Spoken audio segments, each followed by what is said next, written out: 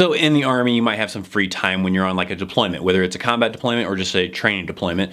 You know, you're going to have some free time at some point eventually. Now, how much free time just kind of depends. Some people may only have enough free time just to get some rest before the next day starts. Some people may have a lot of free time or somewhere in the middle. My experience was usually somewhere in the middle. There was a few times though where you had very little free time. You just had enough time to get some sleep. But some people may wonder what it is that soldiers do with that free time. Now, usually soldiers have like a laptop with them and they'll watch a lot of movies. Maybe you have an external hard drive that's got a bunch of movies on it, TV shows that you've gotten off the internet, or you've just exchanged those movies from other soldiers, you know, around that area. When I was deployed in Iraq, we had these little haji shops that would sell movies for really cheap. They're usually pirated and kind of like filmed with a camcorder, but then sometimes they were just rips from other DVDs, so older movies you could get from those for like $3. A lot of people would also go to the gym. The gym was a big popular one. That gym could be inside of a nice facility, or it could have been inside of a tent with just some gym equipment inside of a tent. But a lot of people would also use their free time to go to the gym. Usually like on a combat deployment, you had like maybe sometimes small shops.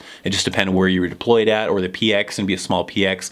And then just hanging out with some of the other soldiers that maybe you're friends with. Like my roommate in Iraq the second time, he had a PlayStation with him, so he would play PlayStation games while I was usually watching movies.